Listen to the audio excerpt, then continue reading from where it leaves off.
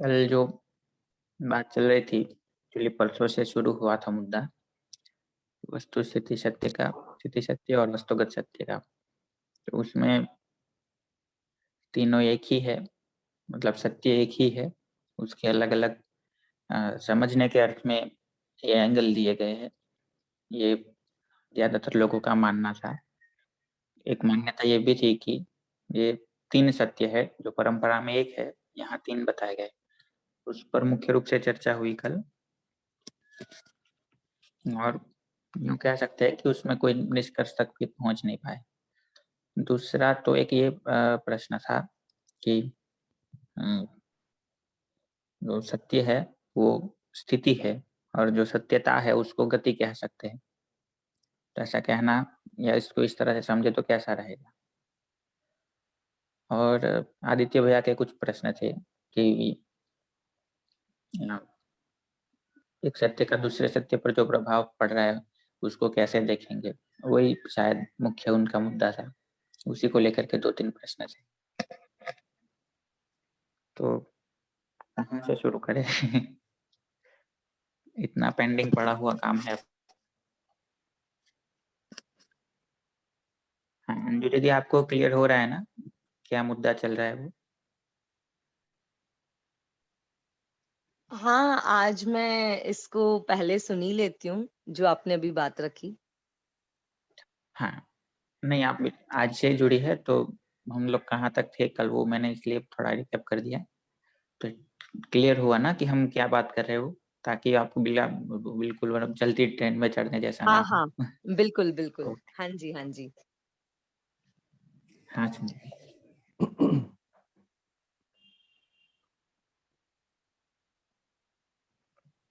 हाँ, सुनील भाई बताइए। हाँ नमस्कार। तो ऐसा है कि एक नमस्कार। शिविर में दशरथ भाई ने पूछा था सोम भाई से सत्य के बारे में, तो हुँ, उन्होंने हुँ। 3 सत्य बताए।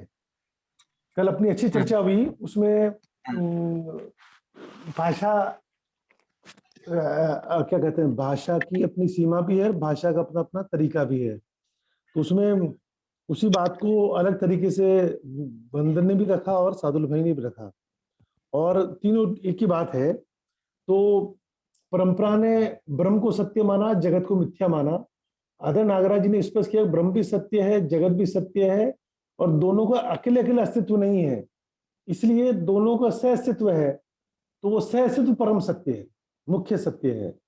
और अब अगर पूरा समझना है तो ब्रह्म तो खाली स्थान है, कोई व्यक्ति नहीं है, और जगत जो है वो उसमें इकाइयां हैं। तो इकाइयों को समझना हो तो वस्तु का सत्य हर इकाई का, और वस्तु से सत्य किसी स्पेसिफिक पॉइंट ऑफ टाइम पे उस इकाई का। तो ऐसे करके अस्तित्व को पूरा समझने के लिए 3 सत्य, उसमें परम सत्य 2 सत्य। अब उसको वंदन ने भी सही बोला कि उसमें परिभाषा संहिता में आदर नागराज जी ने उसको सत्यता के हिसाब से लिखा है। अब साधुल ने सही बोला कि उसको परम ऐसा अस्तित्व जो परम सत्य है उसको समझने के लिए फैलाए तो फिर ये आता है। कभी खालिस्तान तो क्रिया शून्य है, तो है तो वो भी सत्य है।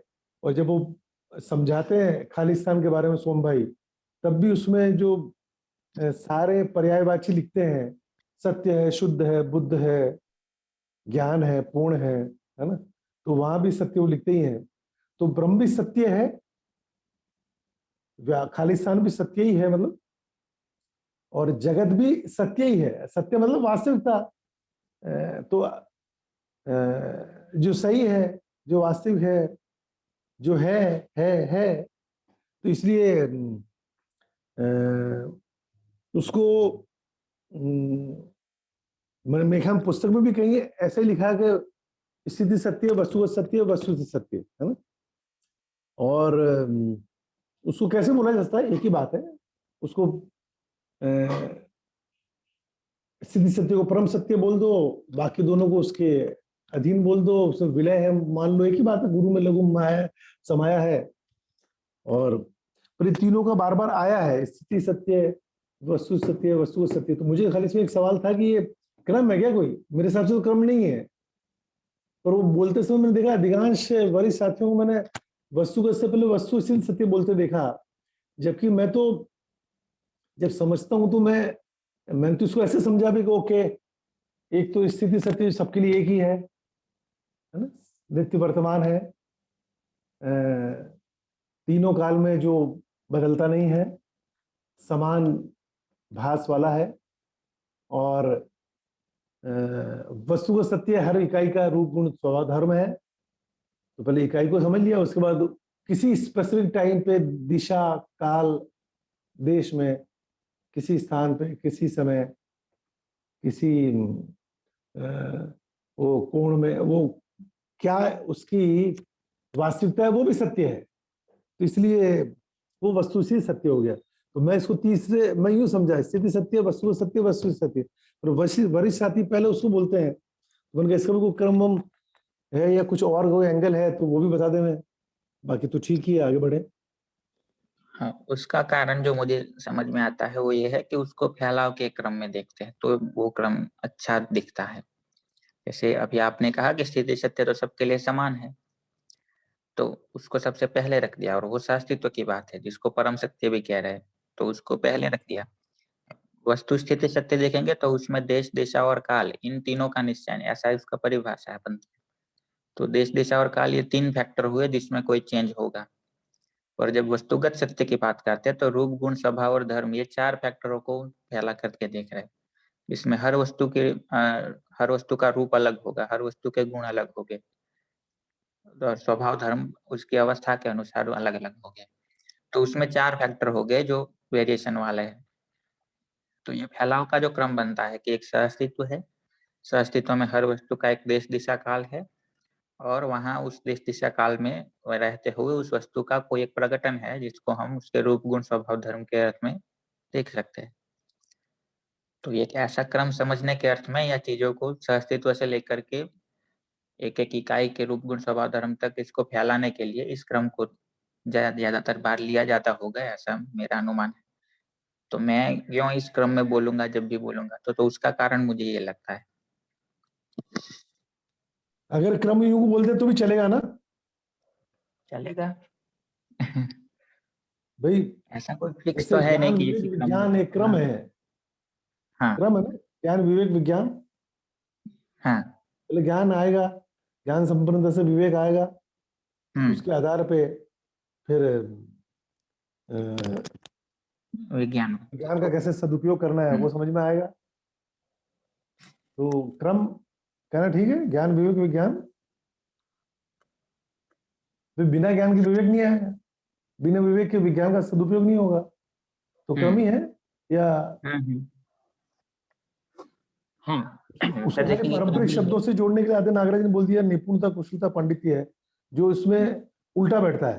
पांडित्य विज्ञान ज्ञान है, कुशलता विवेक है, निपुणता कुशलता, हाँ निपुणता लास्ट में आएगा, विज्ञान है, स्किल। तो वो पारंपरिक शब्दों को खाली उनके जाने के बाद कोई विवाद ना हो इसके लिए उन्होंने ज्ञान विवेक विज्ञान बेहतर शब्द है, पर पारंपरिक शब्दों को भी बता दें, निपुणता कुशलता पांडित्य। तो मैंने तो इसको ऐसे ही समझा है, और इसमें कोई कुछ कहना चाहे तो कहे, बाकी आगे बढ़े। नहीं, ठीक है। और आपने आगे जो इसके मतलब इस सवाल को रखने से पहले जो बात बोली ना, उसमें एक बात पे मेरा ध्यान गया जो मैं कहना चाहूंगा, जिस पे और साथी भी जोड़ सकते हैं कुछ। कि जो आपने कहा कि जगत भी है ना, और हर एक इकाई भी है, ब्रह्म भी है, तो वो सब सत्य है। तो ये एक चली आ रही परिभाषा है सत्य की, कि जो है वो सत्य है। जबकि बाबा जी ने परिभाषा दी सत्य की, वो ये नहीं है कि जो है वो सत्य है। वो परिभाषा थोड़ी और अच्छी है, एडवांस लेवल की है। वो ये है कि जो सदा सदा एक सा सुखप्रद हो, जो सदा सदा एक सा भाषा भासमान हो, वो सत्य है। तो सहअस्तित्व को सत्य इसलिए बोल रहे हैं। ब्रह्म को भी बोल सकते हैं क्योंकि वो भी हर जगह एक जैसे ही रहता है, लेकिन बोला तो सहअस्तित्व को सत्य है। और जो बाकी चीजों को हम कह रहे हैं कि ये भी है, तो अभी दिख रहा है कि है, हो सकता है कि कुछ टाइम के बाद ना हो, या इसी रूप गुण में ना हो। या यहाँ पर ना हो तो उसका देश दिशा काल बदल जाए, ये सब चीजें हो ही सकती है, उसका रूप गुण बदल जाए। तो इसीलिए उन चीजों को जब हम अनिरुद्ध भैया और शार्दुल भैया और हम तीनों जो कल इंगित कराना चाह रहे थे, वो ये था कि ये चीजें है वो परिवर्तनशील है। तो सत्य को परिवर्तनशील कम से कम इस दर्शन में तो नहीं बताया गया। बाकी फिलोसॉफीज में कहीं बात की है कि सत्य सदा परिवर्तनशील रहता है और वो सब, कम से कम यहाँ तो ये कहा कि सत्य है वो एकदम स्थिर है, अस्तित्व स्थिर है, नित्य वर्तमान है। इसलिए बाकी इकाइयों को इसलिए सत्य नहीं कह रहे, और जो आप कह रहे कि वो भी है, उसका नकार नहीं है, उसको मिथ्या नहीं कहा, ये बात बिल्कुल ठीक है। लेकिन उसके विकल्प के रूप में जो भाषा आप बना रहे हो कि वो भी सत्य है, इसमें गड़बड़ हो जा रही है कि वो सत्य नहीं है, उसको शाश्वत कह रहे हैं कि वो है, सदा सदा है, तो उसके लिए शाश्वत शब्द दिया है। तो जो हम कह रहे हैं वो ये नहीं है कि बाकी चीजें मिथ्या है, बाकी चीजें भी है ही, जो आप कह रहे हो वो ठीक ही है, लेकिन उसको सत्य नहीं कहेंगे। उसको ये कहेंगे कि ये चीजें है। सत्य किसको कहेंगे कि जो सदा सदा एक सा ही बना हो, जो सदा सदा एक सा सुखप्रद हो, जो सदा सदा एक सा ही भाषा भासमान हो। तो इसीलिए सहअस्तित्व ही सत्य है, ऐसा कहना बनता है। इस सत्य की परिभाषा खोली मैंने। हाँ, सहअस्तित्व ही परम सत्य है, मानव परंपरा में स्थिति सत्य है, वस्तु स्थिति सत्य है, वस्तुगत सत्य है, नित्य वर्तमान। तो हुनर है ना, जागृति है, तो तीनों सत्य है, नित्य वर्तमान। तो ऐसा मुझे लगता है परिवर्तनशील सत्य नहीं, ये कहना तो ठीक नहीं है ना। वस्तु, है, हर वस्तु हाँ, क्रियाशील है, क्रियाशील है तो हाँ, परिवर्तनशील है। तो हाँ, ये शरीर है, ये सत्य नहीं है क्या? सत्य ही है ही। अब तक की परंपरा ने इसको मिथ्या माना, आत्मा को माना कि मैं आत्मा हूं, शरीर तो पिछले जन्म के पाप का फल है, इसलिए उसको तपाना नहीं है। नहीं, वो ठीक ही कह रहे हो आप। मैं फिर से कहूँ कि जो आप कह रहे हो उसको मैं बिल्कुल, मैं या मतलब कोई भी जो कल बोल रहे थे वो उसको नकार नहीं रहे। वो चीजें मिथ्या नहीं है, हम मिथ्या नहीं है, ये बाकी पेड़ पौधे जो दिख रहे हैं वो भी मिथ्या नहीं है, सब है, बिल्कुल ठीक है। लेकिन मतलब दो छोर बना रहे हो आप, एक छोर ये बना रहे हो कि ये कुछ है ही नहीं, सब मिथ्या है, दूसरा छोर ये बना रहे हो कि ये चीजें है और ये सत्य है। हम लोग कहीं थोड़ा बीच में उसको लाने का प्रयास कर रहे हैं कि ये चीजें है भी, लेकिन परिवर्तनशील होने के कारण हम उसको सत्य नहीं कह रहे। नहीं जैसे देखो, आप ऐसे नीचे सोम पढ़ेंगे भाई ना। शिविर में खालिस्तान को सत्य लिखते हैं, ठीक है। हम्म, अब और सहअस्तित्व को परम सत्य लिखते हैं। हम्म, तो खालिस्तान सत्य है तो सत्य एक ही थोड़ी है, सत्य तो बहुत है, परम सत्य एक है। अरे ब्रह्म भी सत्य है, खालिस्तान कितने हैं? एक है कि खालिस्तान बहुत है? भी सत्य है, नहीं नहीं, और आप कह रहे हो कि जगत भी सत्य तो सत्य है, बहुत है। हर इकाई भी सत्य खालिस्तान है। को सत्य कहेंगे तो खालिस्तान तो एक ही है ना, व्यापक तो एक ही है। नहीं, खालिस्तान एक नहीं है, एक तो वो होती है जिसकी सीमा होती है, ये असीम है। जैसे खालिस्तान का उन्होंने बोला वो असीम है, उसको एक नहीं बोल सकते हैं, उसको अनंत भी नहीं बोल सकते हैं, उसको असीम ही बोल सकते हैं। तो हिंदी भी इतनी बढ़िया हो गई जीवन विद्या में आके, मैंने देखा कि हर शब्द का अलग अर्थ है। तो खालिस्तान एक नहीं है, खालिस्तान असीम है, इसको सीमा ही नहीं है। इसलिए सीमा नहीं है तो वो बार बार पेन दिखाते हैं सोम भाई, हाँ ये क्या है, कोई पेन बोल रहा है, कोई क्या बोल रहा है, अब ये क्या है, ये दो हो गए, पेन का ढक्कन अलग किया तो बोली एक क्या होता है। तो फिर ऐसे वो बताते हैं भी कि खालिस्तान एक नहीं है, खालिस्तान असीम है, जिस गिना भी नहीं जा सकता है, उनको उसको अनंत बोलते हैं। तो इकाइयां अनंत हैं, खालिस्तान असीम है। तो जो असीम है उसकी परिभाषा में वो सत्य, शुद्ध, बुद्ध सब लिखते हैं। आज भी हम हमारे सुबह के उसमें पढ़ रहे थे जीवन विद्या परिचय, तो भूमिका से चालू किया तो उसमें भी आया ईश्वर सत्य, व्यापक सत्ता को ईश्वर सत्य ब्रह्म, और सत्य तो बताते ही है ना वो। इसलिए ब्रह्म भी सत्य है, मतलब खालिस्तान भी सत्य है, जगत भी सत्य है। बस ये कि जो सत्य है और बदलता नहीं है उसको वो ब्रह्म तो वो सत्य है जो बदलता नहीं, जगत वो सत्य है जो बदलता भी है। तो बदलने वाली चीज सत्य नहीं होती ऐसा थोड़ी कह सकते हैं। मेरा शरीर बदलता है, परिवर्तनशील है, क्रियाशील है, लेकिन ये सत्य तो है ही। अब तक के आध्यात्मिक परंपरा ने इसको नकारा, इसलिए तो प्रॉब्लम हुई। घर बार छोड़ के चले गए, तपा दिए अपने आप को, और विज्ञान ने खाली शरीर ही मान लिया। तो आदि नागरिक ने कहा भी सब सत्य है, शरीर भी सत्य है, जीवन भी सत्य है, दोनों पर, नहीं, दोनों ठीक है, का देखिए मैं अकेले एक में। फाइनल मतलब मेरे मैं पिटारे इसमें में कुछ जितना पढ़ा था उसमें एक फाइनल तर्क बचा है वो दे देता हूँ। हाँ सत्य ठीक की है एक परिभाषा है कि सदा सदा एक सा सुखप्रद जो हाँ होता है, ठीक है। तीनों कालों में अब एक आप, साथ हाँ, अब आप कह रहे हो शरीर सत्य है, तो शरीर क्या तीनों नहीं कालों में एक सा सुखप्रद है? नहीं, सुनो, ऐसा किसने लिखा है खाली ये जो सुखप्रद है खाली वही सत्य है? पहले तो बताओ, खालिस्तान को सत्य मानते हो नहीं मानते हो?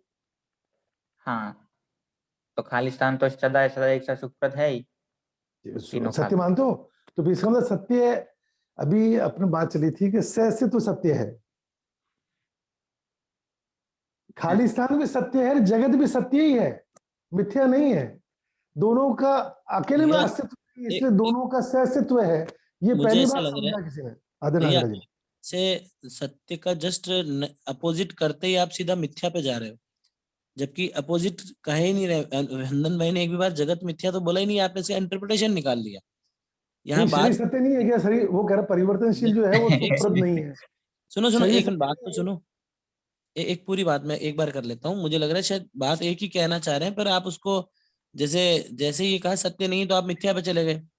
तो कल मैंने भी बोला था कि एक बार आप शाश्वत सत्य की बात भी देखें। देखो शाश्वत का अर्थ जो है, यहाँ थोड़ा सा ये कंफ्यूजन हो रहा है। मुझे ये लग रहा है कि जैसे आप कह रहे हो भाई खालिस्तान, खालिस्तान को हम पहचान ही नहीं सकते बिना इकाई के, तो सहअस्तित्व ही परम सत्य है, ये बात तो कही जा रही है। पर इसमें बात ये तीन हो रही शब्द, कि जो तीनों कालों में एक सा विद्यमान है, हमेशा से एक सा है, सत्य वह है जो बदलता नहीं है। ये बात तो आई हुई है ना, एक सा विद्यमान। आप कह रहे हो शरीर बदलता है, सत्य नहीं है, मिथ्या है क्या? नहीं, मिथ्या की बात नहीं है, पर वो शाश्वत है। शाश्वत और सत्य में अंतर देखना पड़ेगा हमें। अंतर नहीं है। यहाँ तीन शब्द है सुनील जी, सत्य, शाश्वत और अगर नश्वर। इन तीनों में डिफरेंस कर दो तो समझ आ जाएगा सत्य। आप जो कह रहे हो ना अंतर नहीं है, तो शाश्वती सत्य होता तो ब्रह्म सत्य जगत सत्य कहा जाता। ब्रह्म सत्य जगत मिथ्या की जगह ब्रह्म सत्य जगत सत्य क्यों नहीं कहा गया? तो सत्य की दो परिभाषा करी उन्होंने भाई, कि एक जो क्रिया शून्य है, एक जो क्रियाशील है, दोनों वास्तविकता है। और फर्क करने के लिए इसमें शाश्वत लिखा है, लेकिन पहले तो बताओ भाई, खालिस्तान को सत्य मान रहे हैं हम? मान रहे हैं। सहअस्तित्व को सत्य माना है। परम खालिस्तान को सत्य मान जो रहे हो हम नहीं कह मान रहे रहे हो, हैं पहले बताओ। भैया, आप देखो इसमें एक चीज देखो, खालिस्तान का जो हम कह रहे हैं ना, उसका परिचय ही संभव नहीं है सहअस्तित्व के बिना। वहां पे जब समझाते हैं सोम भाई शिविर में, तो खालिस्तान पे सत्य लिखते पर्यायवाची में। मैं तो ये पूछ रहा हूँ, अब हम ये बात परिचय शिविर से थोड़ा आगे बढ़ के ये देखें कि हम सहअस्तित्व जो उसके बिना क्या संभव है व्यापक को नहीं तो पहचानना? मैं कब मना करूं? मैं खाली कह रहा हूँ कि खालिस्तान को सत्य कहेंगे कि नहीं कहेंगे? सोम भाई तो लिख हम रहे हैं वहां पे। इनको अलग अलग करके जिस तरह से पहचानना चाह रहे हैं, वो वापस विखंडन विधि में जा रहे हैं। सहअस्तित्व ही परम सत्य का अर्थ ये है, इसको आप अलग करके देख ही नहीं सकते। हम जो बार बार अलग करने का हमारा एक वो अभ्यास बना हुआ है, इसीलिए वो अलग अलग कर रहे हैं। और अलग नहीं करेंगे तो ये बात समझ में आएगी कि सहअस्तित्व ही परम सत्य और यही सत्य का, और ये सदा सदा एक सा है। हमारा जैसे शरीर हम कह रहे हैं सत्य है, ठीक बात है, शरीर परंपरा सत्य है ही, पर शरीर के रूप में एक मानव के उसको सदा सदा एक सा नहीं कह सकते, वो शाश्वत है। शाश्वत सत्य है जो शरीर जो है अपने आप में वो जड़ और चैतन्य का एक जड़ जड़ इकाई का एक रचना है। वो सदैव सदा सदा एक सी नहीं कह सकते, पर सदा सदा है। जो सदा सदा है वो शाश्वत है, और जो सदा सदा एक सा है, नित्यवर्तता है, वो सहअस्तित्व है, वही सत्य है। ये बात कही जा रही है। भैया देखिए, मुझे भी कुछ याद आ रहा है, मैं बताता हूँ, ये सही है कि नहीं आप देखना। मतलब जो आप जो कह रहे हैं ना सुनील भैया, कि शरीर तो फिर सही है कि नहीं है, तो शरीर परंपरा के रूप में तो बना ही हो रहा रहता है ना। और जैसे वस्तु है वो भी निश्चित रहती है पदार्थ के रूप में। और प्राणावस्था भी है जो बीज के रूप में परंपरा में बनी रहती है, तो वो परंपरा के रूप में सत्य है, ऐसा। तो उसने परिभाषा खोली मैंने, शाश्वत सत्य, सहअस्तित्व। सहअस्तित्व को परम सत्य भी बोला है, शाश्वत सत्य भी बोला है, परिभाषा हाँ सही वो था। इसीलिए बोला भैया, तो क्योंकि शाश्वत को सत्य को अलग मत करो भाई, नहीं भैया शाश्वत भी देखो, सत्य ही है अब देखो भाई। इसमें थोड़ा, एक मिनट, शाश्वत की परिभाषा भी देख लो, सदा सदा, ठीक है। हाँ शाश्वत सत्य की बात है सहअस्तित्व, यानी जगत और ब्रह्म जिसको हम कह रहे हैं, वो शाश्वत सत्य मिला के सहअस्तित्व हो गया। दो शब्द आ गए ना, शाश्वत सत्य। देखो शाश्वत की ब्रह्म परिभाषा जो है देखो वो क्रिया शून्य है, भैया, एक मिनट मैं इसको और ऐसे करने की जगत कोशिश, भी क्रियाशील होने के बावजूद सदा सदा है। शरीर खाली स्वरूप बदलता है, खत्म तो होता नहीं ना कुछ भी। मैटर भी, इकाई भी खत्म नहीं होती, मतलब ये क्या बोलते हैं उसको, मैटर। शरीर खत्म होगा या पेड़ खत्म होगा या जानवर खत्म होगा तो उस वो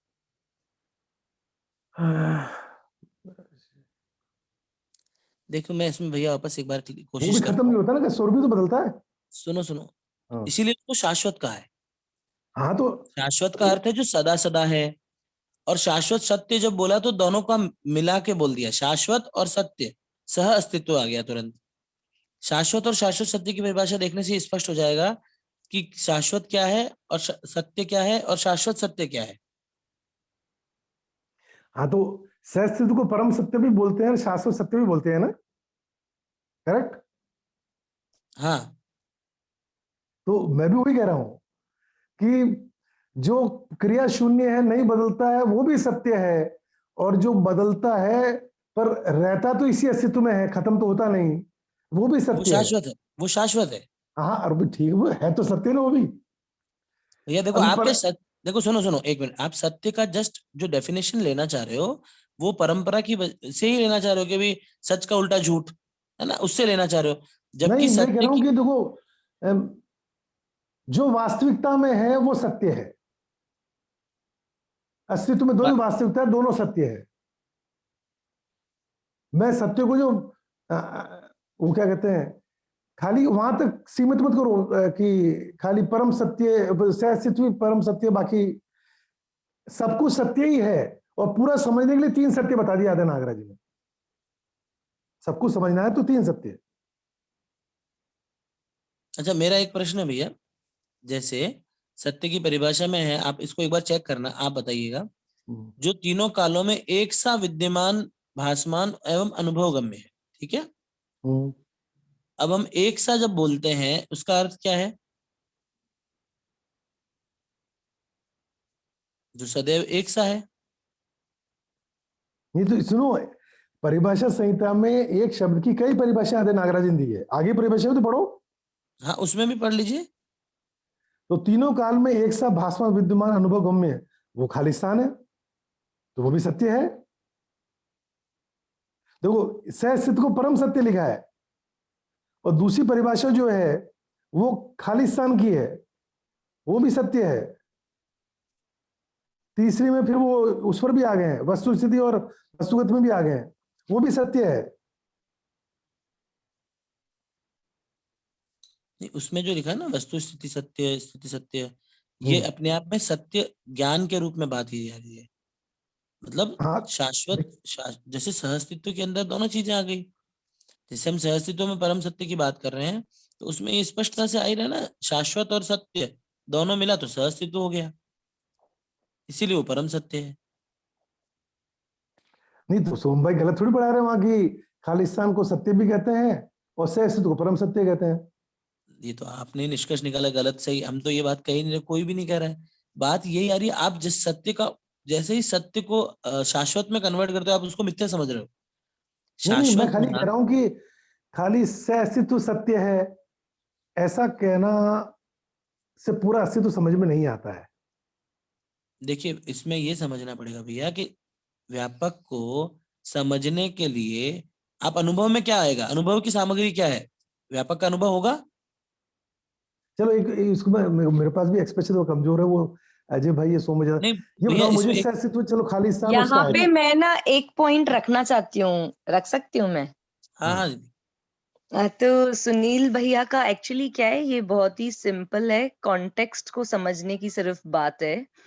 सुनील भाई क्या कह रहे हैं वो उसको मैं रख देती हूँ अपने ही शब्दों में, और जो यहाँ पे ये तीनों शब्दों पे बातचीत हो रही है, तो क्योंकि ये बहुत ही पीछे ये शब्द लगा ही हुआ है, जब हम बोलते हैं वस्तु स्थिति सत्य, वस्तुगत सत्य, तो एक्चुअली यहाँ पे उसका कॉन्टेक्स्ट ये है, जब हम बोलते हैं वस्तु स्थिति सत्य, तो पीछे जब सत्य लग रहा है तो वो उस कॉन्टेक्स्ट में ही लग रहा है कि उसका देश दिशा काल जो है ना, हर एक जो देश दिशा काल में वो चीज सत्य है ना। वस्तुगत सत्य जब हम बोलते हैं तो वही रूप गुण स्वभाव धर्म के साथ वो हर इकाई जो है वो है ही, तो वो सत्य है ही।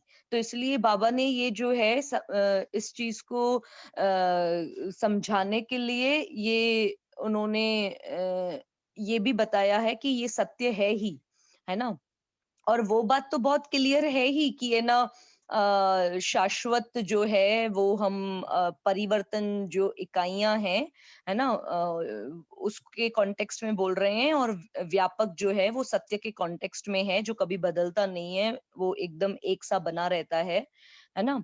तो लेकिन ऐसा भी बिल्कुल नहीं है कि है ना, जो अगर वो रूप गुण स्वभाव धर्म के साथ है तो उसको भी सत्य ही कहेंगे, क्योंकि वो सत्य है ना। वो उसको बाबा ने शाश्वत नहीं बोला है, नहीं तो वो ऐसा ही बोलते वस्तु शाश्वत सत्य या समथिंग लाइक मतलब कॉन्टेक्स्ट को समझना है कि यहाँ पे हर एक इकाई रूप गुण स्वभाव धर्म के साथ है तो वो है ही, वो उसका सत्य है ना। तो मुझे लगता है कि मतलब सिर्फ इसको अ, यहाँ पे वो सत्य और शाश्वत में कंफ्यूजन मतलब वहां पे स्टक हो रहे हैं, लेकिन वहां पे ऐसे इसको अगर क्लियरली समझें कि हाँ वो भी उसका सत्य की बातचीत हो रही है ना। क्योंकि वो रूप गुण स्वभाव धर्म के साथ है तो वो झूठ नहीं है, या वो कोई है ना सिर्फ काल्पनिक चीजें बात नहीं हो रही है, जो रियल है जो सत्य है, इसलिए बाबा जी ने उनको वस्तुगत सत्य बोला है ना। तो मुझे लगता है कि वो सही है, मतलब जिस तरह से बाबा ने ये कैटेगरीज समझाने के लिए रखी हैं, और जो सही है ना, जो सही है जो जो है, जैसे हर एक का ही अपने रूप गुण स्वभाव धर्म के साथ है ही, है ना, तो इसलिए उसको फिर सत्य कहा। और व्यापक तो वो एक सा बना ही हुआ है, उसमें कुछ परिवर्तन आता नहीं है, तो इसलिए फिर उसको फिर वो सत्य कहा ही है कि वो व्यापक जो है वो सत्य है ही।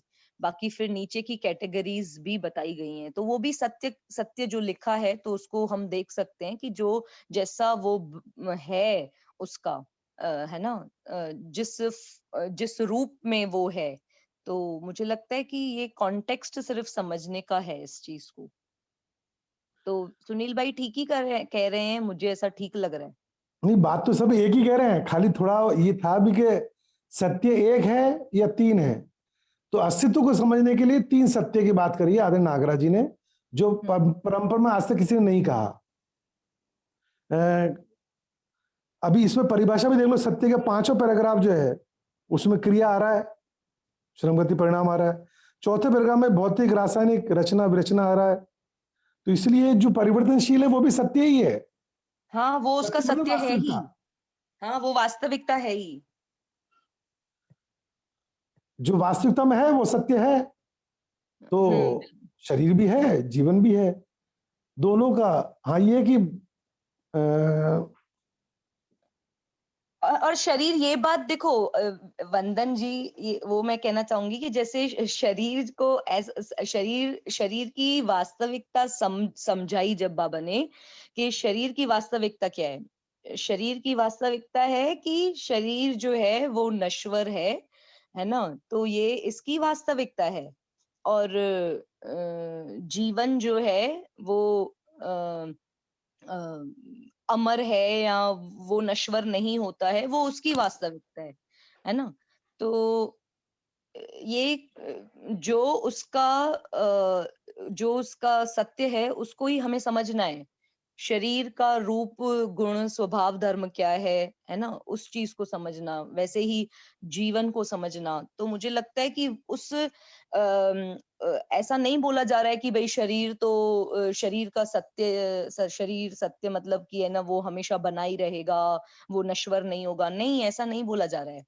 शरीर का क्या सत्य है कि शरीर परिवर्तनशील है ना? वो बच्चा, फिर ये जवानी, फिर है ना इस तरह से बुढ़ापा, and like at and like ये पूरा जो एक क्रम है ना? शरीर नश्वर है और वो नश्वर है ना? ये इसका सत्य है। तो मुझे लगता है कि अ, अ, वो कॉन्टेक्स्ट समझने की बात है, मुझे ऐसा लग रहा है। चलिए आखिर कंटिन्यू प्रयास कर लेते हैं। सत्य शब्द का अर्थ तो वही है जो हिंदी बनाते समय कहा गया, पहले भी, आज भी, जीवन विद्या के आने के बाद भी। सत्य तो वही है। हाँ, अब मतलब जो कहा ना, उसकी वास्तविकता को समझना, है ना?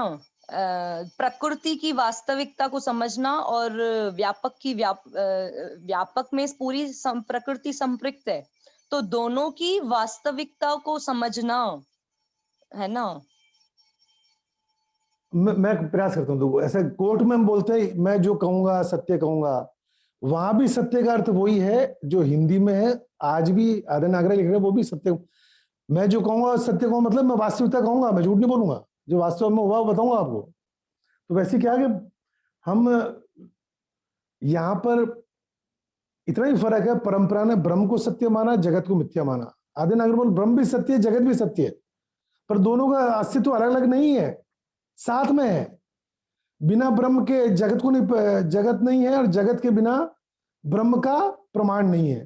तो इसलिए सह अस्तित्व को उन्होंने परम सत्य बोला, उसको स्थिति सत्य नाम दे दिया। अब समझना है तो ब्रह्म भी सत्य, जगत भी सत्य, तो कैसे समझे? तो ब्रह्म तो क्रिया शून्य है, ओके, और कुछ है नहीं इसमें इकाई। जगत में इकाइयां हैं, तो इकाइयों को समझने के लिए दो सत्य और हो गए, तो दो नाम और दे दिए, वस्तु का सत्य और वस्तु स्थित सत्य। तो पूरा अस्तित्व समझना हो तो तीन सत्य हो गए, स्थिति सत्य है, वस्तु का सत्य है, वस्तु स्थित सत्य। तो तीन सत्य है। परिभाषा में भी यही लिखा है तीसरे पैराग्राफ में, और चौथे पांचवें से भी स्पष्ट हो जाता है, तीसरे चौथे पांचवें से, कि खाली जो सुखप्रद है, एक सा भासमान है, उसी को सत्य नहीं बोला गया है। जो परिवर्तनशील है वो भी सत्य ही है। चलो ठीक है, बाकी इसको अजय जैन जी के साथ क्लियर करेंगे अभी। हाँ, संयोग से कल क्या हुआ कि महेंद्र भाई का परसों रात को पहले अनिरुद्ध का फोन आया, तो मैं वहां था बहन के यहाँ। फिर रात को 12:30 मैंने किया महेंद्र भाई को, तो घर आके तुम्हारा देखा मैसेज को, तुमने कहा अभी फोन करो उनको। फिर मैंने फोन किया तो वो खाना बना रहे थे, तो उन्होंने उठाया नहीं। फिर कल सुबह उनका फोन आया, तो बोले यार मैं खाना बना रहा था, इसलिए मैंने कोई खास बात नहीं हो। तो फिर वो सारा समझाया भी, मैं इसलिए चाह रहा हूँ कि ये पठन उठन करो, कि थोड़ा इसको अपने को प्रयोग करना है 1 महीने का, वगैरह वगैरह सब ठीक है। अरे मैंने कहा वो सब करना ही है, खाली मैं बचना चाह रहा था सुबह से। तो अनिरुद्ध ने सुबह का टाइम बोल दिया, और बोला नहीं था। मैं बोलना ही नहीं चाह रहा था कि सुबह उठना पड़ेगा, पर फिर मुझे लगा यार देखो अब गंभीरता से लेना पड़ेगा, तो फिर रात शाम को तो डिसकंटिन्यू होगा, क्योंकि कभी कोई नहीं आ रहा, कभी कोई नहीं आ रहा। अच्छा है सुबह करो यार सुबह। तो चलो सुबह का बात, प्रस्ताव स्वीकार हो गया उसका, अनिरुद्ध का, उठ भी गए। और आज सबसे पहले मैं ही उठाऊं 4:45 बजे, 4:30 बजे, चाहे वो पेट की गड़बड़ से उठाऊं, पर उठ गया मैं सबसे पहले। तो अब ये कि अब उठेंगे रोज, तो आज हम चालू हो गया। कल अजय जी आ जाएंगे, उससे अनुमति लेके, ये सबकी सर्वसम्मति से फिर इसको 7:30 से कर देंगे, तो वो 6 से 7:30 चलेगा, ये 7:30, 2.5 घंटा रोज सुबह। तो यही शुरुआती जीवन विद्या से हो गया हमारी, एक तो ये हो गया। अब तो इसमें हाँ, तो कल मैंने उनसे भी पूछा है 6 से 7:30 कौन सा चलेगा? वो क्या कि राजस्थान में जो पठन ग्रुप बना है, हाँ उसमें पहले हम शाम को करते थे। हाँ अब उसको हमने, शाम को मुश्किल आ रही, किसी के कोई घर में शादी आ गई, किसी के हाँ कोई मुनि हाँ ऋषि से मिलने हाँ जाना है, कोई शिविर हो गया, कभी अध्ययन शिविर में भी जाना है वहां पे नारगौल। तो ऐसे करके शादियां बढ़ी गई हैं। कोरोना के समय तो बैठ गया था शाम तो वाला वो पठन। महेंद्र भाई वाला जो शाम को चल रहा था वो सुबह हो गया, ऐसा? तो महेंद्र भाई अब नहीं आ रहे हैं, क्योंकि महेंद्र भाई व्यस्त हैं अच्छा। सुबह। और हाँ हमको अब शाम को हमारा सबका नहीं बैठ रहा, इसलिए हमने उसको सुबह कर दिया, तो हाँ बिना हाँ हाँ महेंद्र भाई के कर रहे हैं हम। महेंद्र भाई का सेशन उस समय चलता है दीदी, वो उम्मेद भैया वगैरह काफी लोग उसमें वो अलग जुड़े हुए हैं, और हम अभी जो मतलब नए साथी हैं परिचय करके, जस्ट जैसे कुछ लोग जुड़े हैं और कुछ पुराने हैं, उनको मिलके जो ऑफलाइन भी हम लोग कभी कभी मिलते हैं, तो हाँ हाँ वो लोग हमने मिलके एक प्रयास किया है वहाँ पे कि राजस्थान में सब लोग कम से कम कनेक्टेड रहें। तो हाँ, महेंद्र भाई सही बात। उसमें नहीं आ रहे, महेंद्र भाई तो उम्मेद भैया के साथ में उस समय वहाँ रहते हैं। तो उम्मेद सादुल भाई भैया ने जगह ले ली है महेंद्र भाई की अभी, वरिष्ठ साथी के रूप में, पुराने साथी के रूप में। अच्छा अच्छा, ठीक है ठीक है। और एक तो ये हो गया। अब तो कल मैंने कहा सत्य के बारे में उससे भी पूछा, मैंने कहा भी, तो वो भी बोले 3 सत्य है। तो फिर वो बात लंबी हो गई थी, 1.5 घंटा जी। फिर पहले खूब लंबी बात हो गई थी अपने जो करना है एचटी एजुकेशन का। तो फिर मैं तो उन्होंने बोला 3 सत्य। तो फिर मैं बोला, देखो बंधन ने बात तो सही बोली, सत्यता एक शब्द में बना दिया आदर नागराज जी ने। ये शायद हिंदी में पहले मैंने तो नहीं सुना कभी। तो सत्यता में उन्होंने, तो अब सत्य का जो परिभाषा बनाया गया है, जो आम आदमी समझता है, उस सत्य अब तक आध्यात्मिक परंपरा ने एक ही माना, ब्रह्म को। जी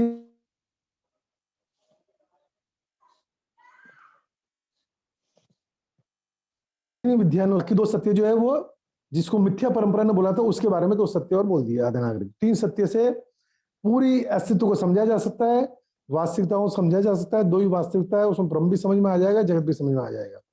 और इसको अपन कल कर लेंगे, और कोई विषय तो रखें और आगे चलें।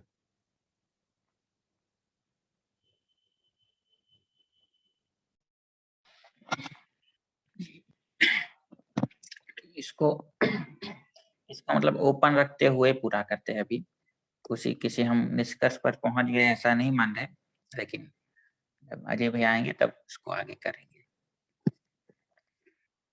तो भैया सभी को नमस्ते। मैं एक क्वेश्चन पूछना चाहता था कि हमारे ग्रुप में अभी विनू भाई भी नहीं आ रहे हैं, उमेश भाई भी नहीं आ रहे हैं और अजय भाई भी नहीं आ रहे हैं। कुछ कारण है क्या, पूछा हमने कोई को?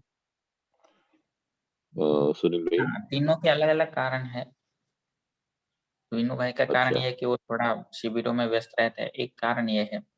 दूसरा यह है कि उनका उतना मन भी नहीं बनता, और जो मुझे लगता है अनुमान है, उनका जो मन ज्यादा है वो वो ये है कल कि आए थे एक्चुअली।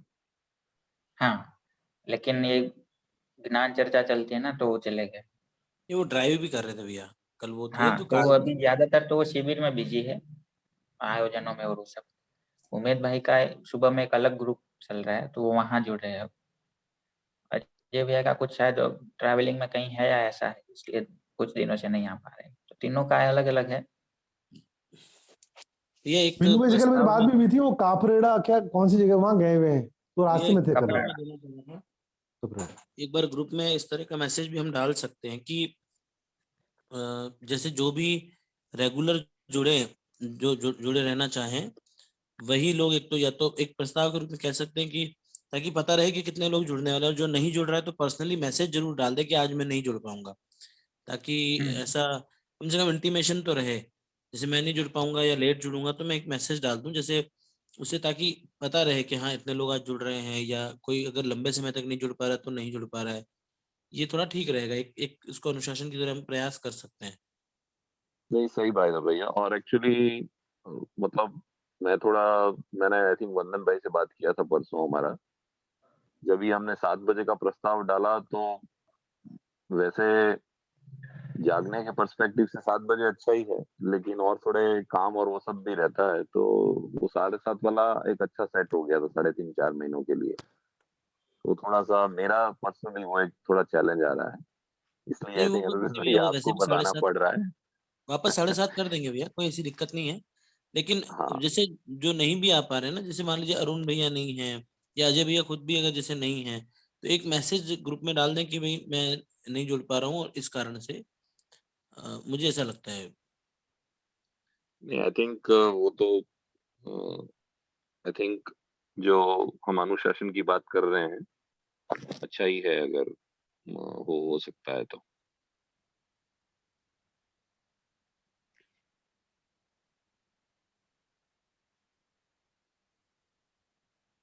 हो जाएगा वो तो। कपरेड़ा शिविर के बाद विनोबा मांडवे को भी बोलेंगे, वो भी आएंगे। और नहीं, लेकिन उसमें ऐसा होगा ना सुनील भैया, अपना शिविर भी मतलब जो मानव व्यवहार दर्शन 2 है वो भी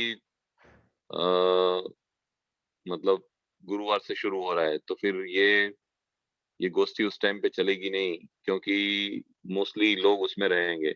मैं समझता हूँ कि इस ग्रुप में से भी काफी 5-6 लोग तो उसमें जाएंगे। सोम और मंगलवार कुछ होगा, मतलब सोम और मंगलवार पहले स्नेहिल गोष्ठी थी जो कैंसिल हो गया, तो वो 2 दिन तो मतलब हम लोग रहेंगे। लेकिन फिर वेनसडे से, सॉरी थर्सडे से नहीं, वेनसडे से शिविर शुरू हो रहा है, राइट? जिसमें ये मुझे तो कल सुबह होता है मालूम ना, वैसे चला भी कि गोष्ठी तो शिविर के पहले ही होती है ना। हाँ, लेकिन हमने पहले तो बीच में कैंसिल कर दिया था ना, जब मानव दर्शन हुआ था तब हमने कैंसिल कर दिया था, राइट? जब निकोरा में शिविर हुआ था। नहीं, बीच और में क्या हुआ, आप भी आ नहीं पाए थे, तो हमारे तय हुआ था भी देखो एक बार ब्रेक करते हैं, रोकते हैं, तो वापस चालू करने में फिर वो आसान नहीं होता है। फिर वो लोग बाग जो लगातार आ रहे होते हैं वो रुक जाते हैं, तो फिर कहीं और व्यस्त हो जाते हैं सुबह के समय में, तो फिर आते नहीं। इसलिए इसको बंद नहीं करना चाहिए, शिविर के दौरान भी चलाना चाहिए। कुछ साथी शिविर वाले अगर शिविर में जल्दी उठ के आ सके इसमें तो अच्छी बात है, नहीं आ पाए तो कोई बात नहीं। इसलिए तय हुआ था कि कुछ थोड़ा संख्या भी हम बढ़ा दें, 25 कर दें, उसमें से 15 आ जाए, तो नियमित रूप से चलता रहे, चलाते रहना चाहिए तो ही चल पाएगा। अगर अपन उसको बार बार शिविर कराने रोकेंगे तो फिर रुक ही जाएगा ही। नहीं, जैसे सही हमारा बात है, शाम वाला भी रुक ही गया था। आपकी बात सही है। मैं तो मतलब दिवाली के टाइम पे भी मैं था, मुझे याद है, अपनी बात भी हुई थी बीच में। मैं ये कह रहा था कि नारगोल जो शिविर जब होगा या कपराड़ा, ये दोनों जगह पे नेटवर्क का प्रॉब्लम है। वहां पे कोई भी नेटवर्क नहीं चलता है, क्योंकि वो जंगल या ऐसी जगह है। कपराड़ा में तो मैंने 2-3 लोगों से बात किया, नेटवर्क की बात हो ही नहीं रही है जब हम मानव दर्शन की संख्या के लिए बात कर रहे हैं। तो इसलिए भी कमल जी ज्वाइन नहीं कर पा रहे हैं, क्योंकि कमल जी बीच में आते हैं लेकिन वो चले जाते हैं क्योंकि वो ठीक से नेटवर्क चलता नहीं है। आई थिंक मीनू भाई का भी वही कारण हो सकता है। तो मानव दर्शन की शिविर के टाइम पे भी वही होगा, तो फिर अनुरुद्ध भैया और वंदन भैया, यहाँ मुझे मालूम नहीं है सादुल भैया आने वाले हैं या नहीं, लेकिन वही सब लोग रहेंगे। फिर हम लोग तो नहीं रहेंगे, आप तो मानव दर्शन में रहेंगे, मैं भी वहां पे रहूंगा। ओ, तो वहां भी नहीं चलेगा नेट? ऐसा, हाँ, नहीं चलेगा ना, मोस्टली नहीं चलेगा। अच्छा, वो अभी तो भारत में भी मतलब इसी कोई जगह जगह पे है। चल सकता है, पूरे पूरे स्थान में कोई जगह पे जाके हाँ, बैठना पड़ेगा, ऐसा ऐसा होगा। बट मुझे जो सुना, कल रात को मेरी पोषक भाई से भी बात हो रही थी, वो भी बोल रहे थे कि वहां पे इंटरनेट का थोड़ा चैलेंज है, कपराड़ा में भी और नारगोल में भी। ओहो, चलो ठीक है, देखा जाएगा। तो ये हो गया, इसलिए इसमें जो जैसे हमारे राजस्थान के और साथी जो जिंदगी लगाने का तय किए हैं, उसमें कुछ तो आ ही गए हैं इसमें। और देख लेंगे, कुछ अंजू बहन आ गई है उधर, वो दिल्ली से, वो आज नहीं आ पाया लेकिन कल आया था एरिस्टो। तो ऐसे करके और ये भी तय हुआ था भी कि या तो हम जो हमसे वरिष्ठ साथी हैं उनके जिंदगी का अनुभव सुनेंगे कि वो कैसे इसको जिंदगी में उतार रहे हैं, क्या मुश्किलें आ रही हैं, उसको कैसे उन्होंने ओवरकम किया है, तो हम भी सीख सकें। और उसके अलावा जो जो अलग अलग पुस्तकें पढ़ रहे हैं अपने साथी, तो उनको कुछ सवाल होगा तो वो भी रखेंगे। तो ज्योति जी संवाद पढ़ रही तो वो रखती थी, पर अभी उनके भी भाई की शादी तो व्यस्त है वो। तो ऐसा कभी हमारा भी कुछ सवाल होगा सुबह की गोष्ठी का, तो वो भी रख सकते हैं। कभी और भी कोई पढ़ रहा है तो वो रख सकता है। ऐसे करके शंका समाधान के माध्यम से भी हम अपने स्थिति को, पात्रता को बढ़ाते रहेंगे। और साथ में वरिष्ठ साथियों को बुला बुला के, एक दिन विनीश गुप्ता जी को बुलाना है, ऐसे एक दिन जिगर रावल जी को बुलाना है, ऐसे करके उनसे भी सीखते रहेंगे। तो ये इसको चलाना रोज चाहिए। अगर नारगोल वाले कुछ नेट कमजोर हुआ नहीं भी हो तो बाकी लोग चलाएं, पर चालू रखेंगे तो ये चलता रहेगा। और थोड़ा संयोग से इसमें दशरथ भाई भी बाहर है बेल्जियम, इसलिए वो भी नहीं दिख रहे हैं, बाकी फिर भी ठीक है, ठीक चल रहा है। और वो भी शायद चेतना बहन वहाँ शिविर में है, इसलिए वो भी नहीं आ पा रही हैं। तो ऐसा तो होगा ही आगे भी। फिर राजस्थान का शिविर आ जाएगा, राजस्थान वनडे आ जाएंगे सोम भाई के, इसलिए ग्रुप नहीं रोकना चाहिए, न सुबह का ये वाला और न सुबह का हमारा गोष्ठी वाला, पठन वाला। तो ऐसा मेरा प्रस्ताव है। और समय कल अपन समय भी ठीक कर लेते हैं और कल सत्य को भी समझ लेते हैं। मोटा मोटा एक ही है, भाषा का फर्क है, ठीक है। तो भाई जैसे पूरी जीवन विद्या को सहस्तित्व तो बोल ही सकते हैं हम एक ही शब्द में, सहस्तित्व है। और उस सहस्तित्व, इसलिए ऐसे सहस्तित्व परम सत्य है।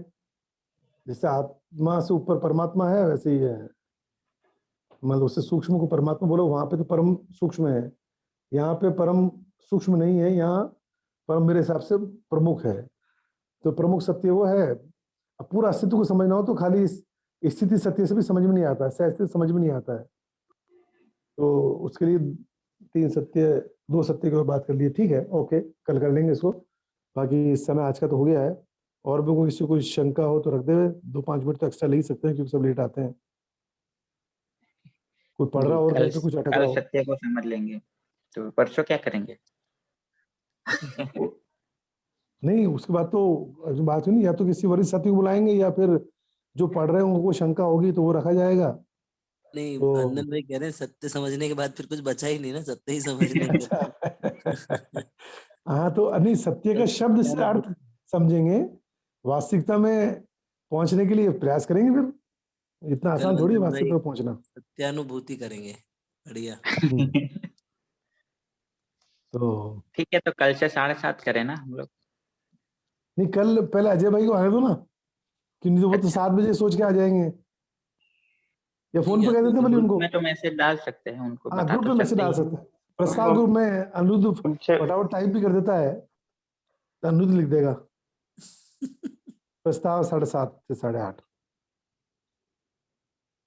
राजस्थान के साथियों की मांग पर, जिससे हमारा भी वहाँ पठन चलता रहे और ये भी हो जाए। और शैलेंद्र भाई भी थोड़ा अच्छा लेट तक काम करते दिखे रात को, आईटी का है। हाँ भैया, थोड़ा हाँ वो भी ठीक चल बात, रहा ठीक है और बात। साथ साथ में काफी और नहीं, वो चीज भी भी जरूरी चल है, रही है। जॉब भी जरूरी है, तो ठीक है, इसलिए शैलेंद्र भाई की मांग पर। हाँ हाँ। नहीं भैया, मेरे लिए मत करो, मैं तो 7 बजे आ ही जाऊंगा, मतलब आज नहीं तो कल तो कोशिश कर ही लूंगा। मैं भी जल्दी जागना चाहता हूँ। हाँ, नहीं, पर आपके मांग पर हम इस प्रस्ताव को सेकंड कर देते हैं और आगे रख देते हैं। अर्चना बहन भी ठीक है नहीं आ रही भैया। है आजकल, उनको भी शायद 7 बजे सूट नहीं कर रहा है। हाँ, वो मैंने बोला था ना भैया, उनका जो क्लास चल रहा है ना शालू दीदी के अच्छा साथ, अच्छा, वो वाला, ठीक है ठीक है। वो कितने बजे चलता है, 7 से या 6 से? वो 7:30 से 8:30 रहता है, लेकिन बच्चों के साथ करना होता है तो फिर उनकी थोड़ी तैयारी करनी पड़ती है, और वो अच्छा, एक्चुअली 8:45-9 बजे तक चलता है, ऐसा है। नहीं ठीक है, वो ज्यादा जरूरी है, ठीक है, ओके। तो बाकी हम्म, ठीक है फिर, ठीक है, नमस्ते। नमस्कारम। नमस्ते सभी को। नमस्ते सभी को, नमस्ते। नमस्ते, नमस्ते सभी को। धन्यवाद।